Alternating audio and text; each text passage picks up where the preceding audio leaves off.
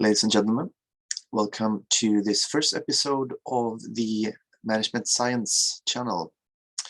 I'm your host, Dr. Martin Lockström, and today I will present some results from a recent research study called COVID-19 Pandemic Supply Chain Survey: What has happened and how to do things better in the future.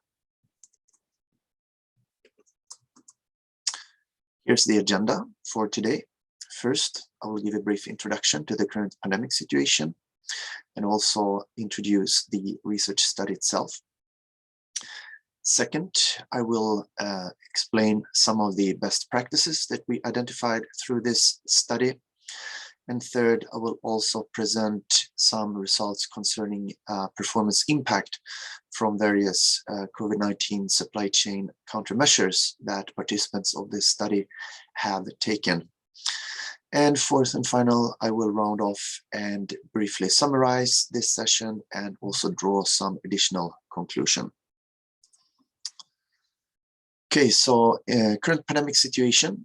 So until now, that is May 23rd, 2022, there have been more than 500 million confirmed COVID-19 cases, including more than 6.3 million deaths worldwide. The first city that suffered from the pandemic, namely Wuhan in China, was locked down for a period of 10 weeks from January until April back in 2020. Shanghai has now been locked down for almost 2 months at the time of making this video. Concerning pandemic impact on supply chains, so we have all seen a lot of different irrational and from time to time somewhat strange behavior, consumer behavior during the COVID-19 pandemic. For instance, as you can see here on the images, we have consumers that stockpile things like toilet paper, for instance. We have seen also type of hoarding behavior where people are basically not stocking up and leaving supermarket store shelves completely empty. If you look at the lower part of this slide, you can also see very, very congested seaports around the world. For instance, in this case, the port of Long Beach, close to LA in California, where there was a shortage of truck drivers and seaport workers, which made the unloading of cargo ships totally impossible. And also we have seen distribution centers where parcels and packages are completely piling up due to congestions and disruptions in the supply chains. Some background information to this research project. So we did a survey with the objective of identifying to what extent supply chains have been affected by the COVID-19 pandemic. Also, what kind of countermeasures companies have taken in order to mitigate the effects. And thirdly, also to identify the effects from such countermeasures and identify best practices. And the background to this study, the motivation behind, is of course because of all the anecdotal evidence that we have all heard, where the pandemic basically has wreaked havoc on global supply chains. So we also, a lot of companies that we have been in contact with, many of them asking themselves the question, what should they do right now during the pandemic, but also, is there anything they could have done differently in order to mitigate the situation better in the future?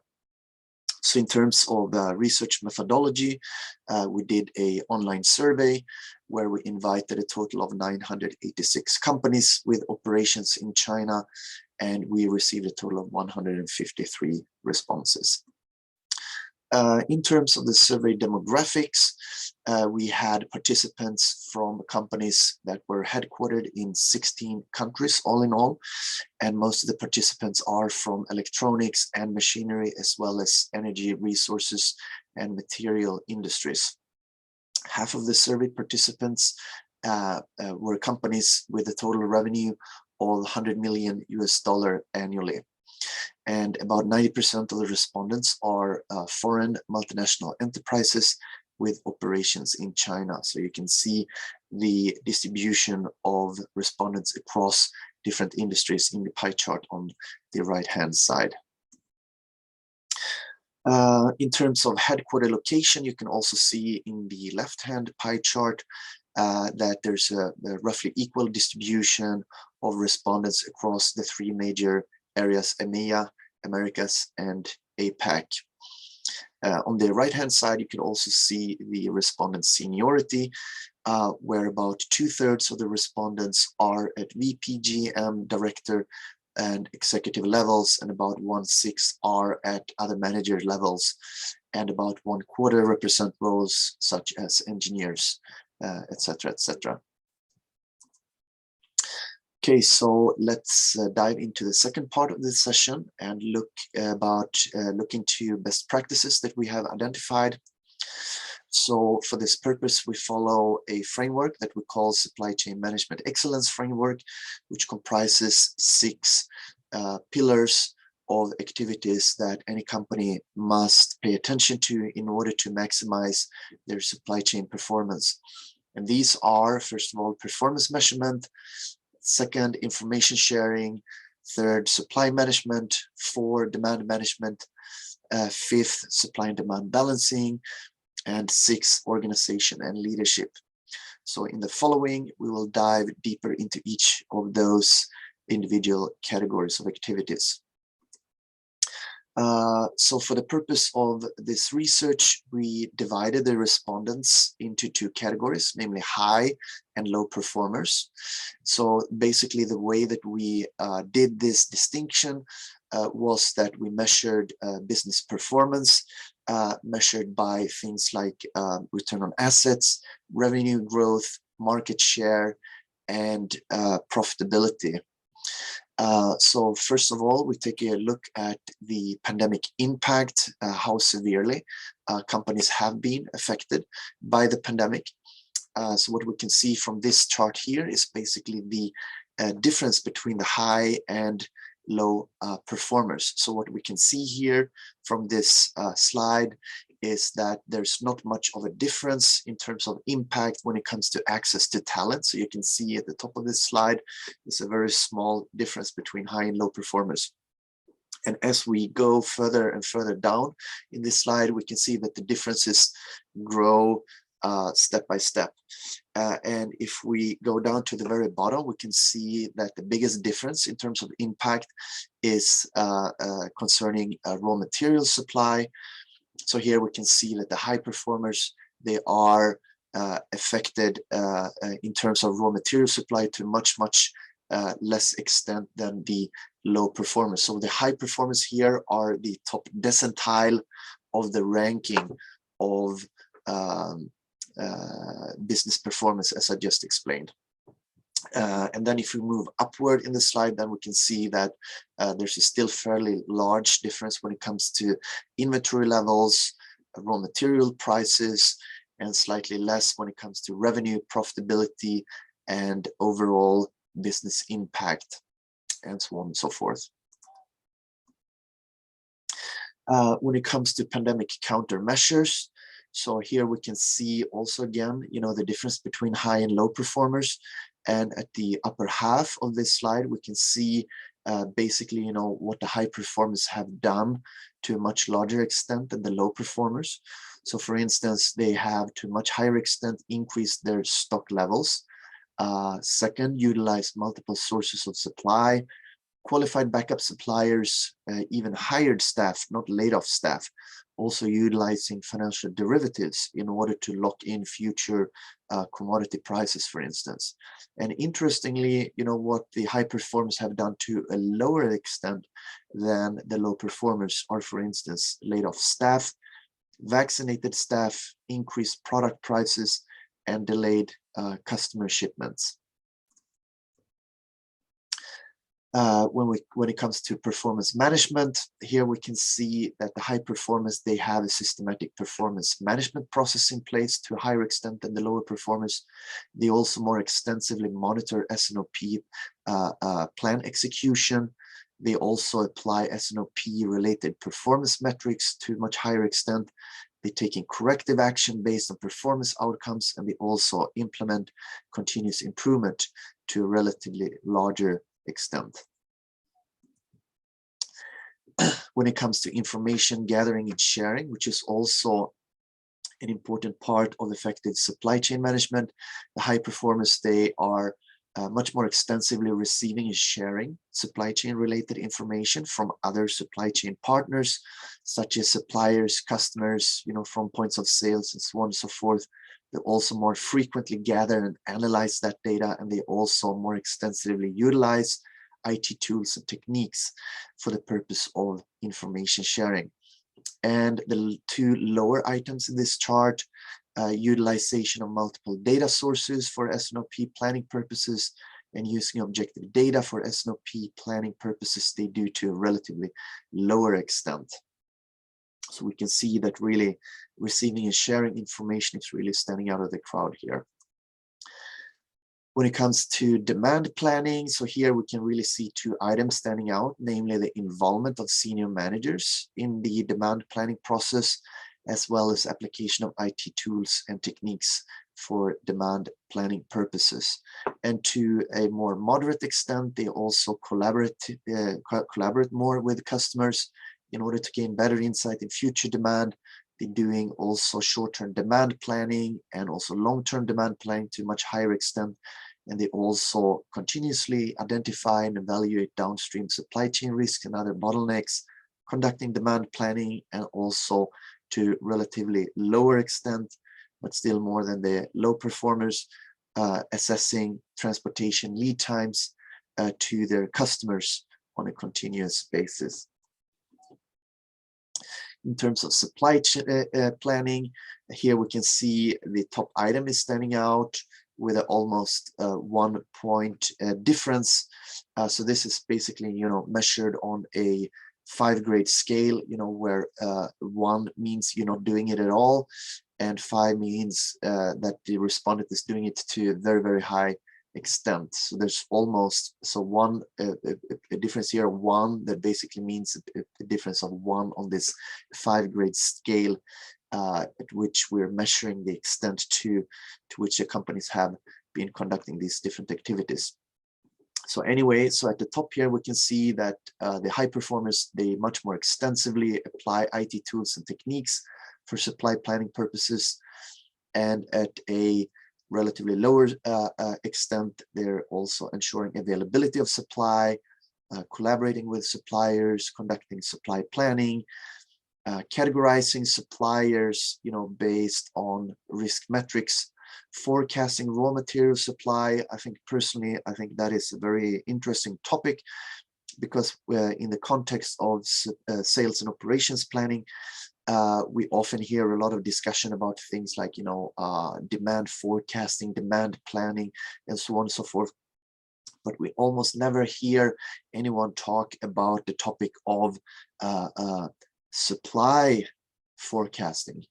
That is almost unheard of. So I think that also gives testimony to the fact that, purchasing and supply management is predominantly perceived at best a tactical activity, so to say. So you do it operationally, you do it tactically, with a relatively short planning horizon. But very few companies, they really, go beyond that and really look at, trying to assess and forecast supply availability over longer periods of time. We're talking about, months or, even a year into the future. So it seems to be, relatively more short-sighted in that sense. And then followed by involvement of senior managers, which is done also to a relatively low extent. So I think this also stresses, the more operational and tactical nature of purchasing and supply management in most companies. So senior management, they're not that extensively involved in supply planning activities. And then at the second last place, we have continuously identifying, evaluating upstream supply, and also considering supply lead times and capacities, which actually, numerically, the low performers are doing to a higher extent. But actually, this value is so low that it's not statistically significant. So we cannot really tell, whether either of those categories, or do it to more or less extent than the other. When it comes to supply and demand balancing, so here again, we can see that the high performers, they're much better and much more extensively apply IT tools and techniques in order to balance supply and demand. So of course, when we talk about supply chain management, managing demand, managing supply are two important things, but also equally important, of course, is to balance supply and demand and make sure that we are able to meet demand with a adequate level of supply. So second place, we have the involvement of senior management in the supply and demand balancing process, also developing, deploying formal S&OP plans, which considers both supply and demand. And at second last place, we have holding planning meetings on a regular basis. And at last place, assessing mitigating supply and demand imbalances as well. Okay, then let's look at the performance impact from the COVID-19 performance metrics, countermeasures. So here we can see that basically what we have done here, we basically measured, to what extent a 1-point increase along these different COVID-19 countermeasures influence business performance. So basically what this chart says is that, for instance, if a company increases the extent of direct COVID-19 countermeasures as measured on this 5-grade scale by 1 point, that translates into a 0.23 increase in business performance. So here in this context, this is also quite interesting that direct COVID-19 countermeasures actually is the least effective in this respect. And the hypothesized reason behind that is simply because when you do this kind of direct pandemic countermeasures, you tend to do it, after the fact, in hindsight, so to say, as a reactive measure. And then that makes it usually less effective than if you take action more, proactively, so to say. So when you do things reactively, you don't get, as much, bang for the buck, so to say, as if you take more long-term proactive supply chain improvement measures. So in that sense, we can go from left to the right, where we see increasing effectiveness of the different types of improvement that can influence business performance. So in this sense, we can see that we have the most effective measure a company can take in order to improve their supply chain performance is to improve process management. So this, gives testimony to the fact that, supply chain is highly process driven. So there, a 1-point increase in terms of process management performance translate into a 0.33 increase in terms of business performance. So this is followed by information sharing at 0.32, followed by organizational setup at 0.31, demand management 0.3, supply management 0.25, and then supply and demand balancing 0.24. Okay, so let's summarize this session and draw some further conclusion. So what we can see both from our survey and also from anecdotal evidence is that companies have been heavily affected by the COVID-19 pandemic, with the biggest impact observed on the demand side, followed by HR and talent access, and then on supply side.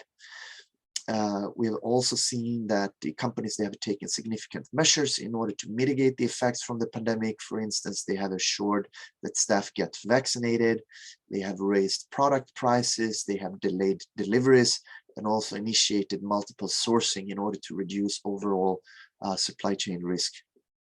We can also see that there's a significant difference between high and low performers in the way that we define those two categories, where the former are implementing supply chain management practices to much higher extent than the low performers. And the effects from these supply chain management practices, they have also very clear impact on business performance, which indicates that these practices, they are important and worthwhile undertaking, but they also need to be implemented well before the problems actually arise. So again, if you're taking action, in a reactive fashion rather than proactive, you will have less ability to truly make an impact. And also, from a broader perspective, we can also conclude that, after years of stability, global supply chains, they have adjusted to a very stable environment, ever since the global financial crisis back in 2008. The companies, they have basically, implemented concepts, like lean, zero inventory policies, lean supply chains, and so on and so forth, which is good, during these periods of stability.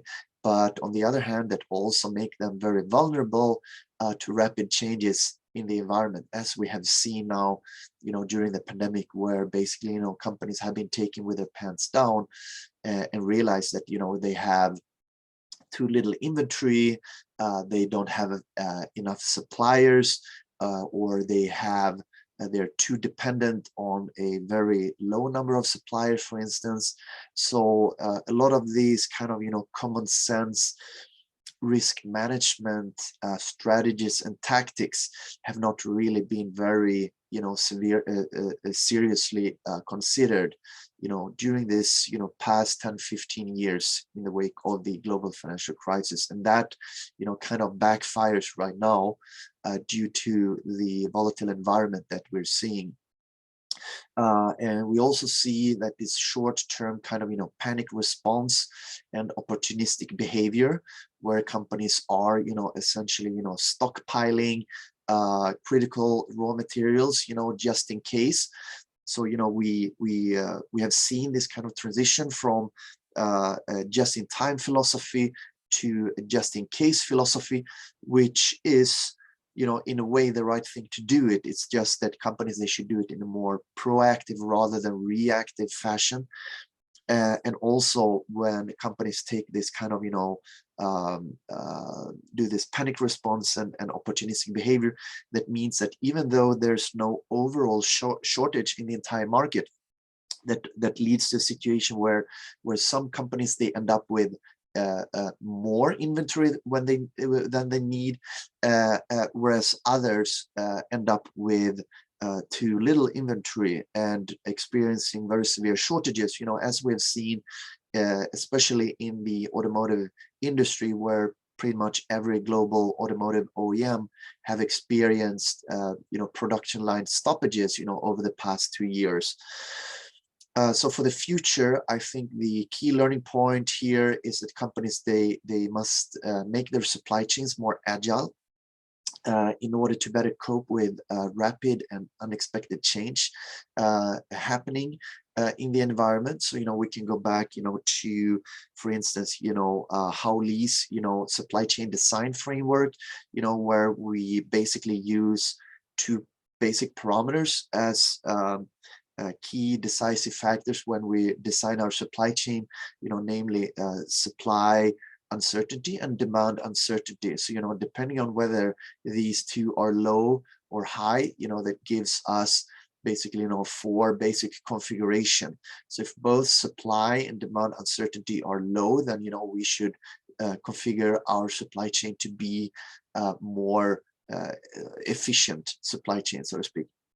But right now, where both supply uncertainty and demand uncertainty are high, we need to configure our supply chain to be agile, so that we can cope with very rapid changes that happens in the external environment, both on the supply side and the demand side. So the key question here is really, how can we, so to say, create that level of dynamism that enables the company, to transition from a efficient to a agile supply chain, in a proactive fashion.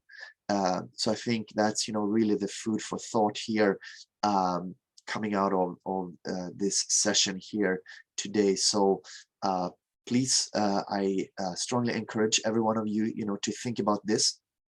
And also, please also, give your comments to this video, and feel free also to ask questions. And also, if you're interested in getting access to the executive report from this study, then also please feel free to drop a note in the comment section. And please also hit the subscribe button for more exciting videos like this one in the future. So having said that, I thank you for your attention, and yeah, stay tuned for more exciting and interesting videos ahead. Thank you very much. Take care and see you next time. Bye-bye.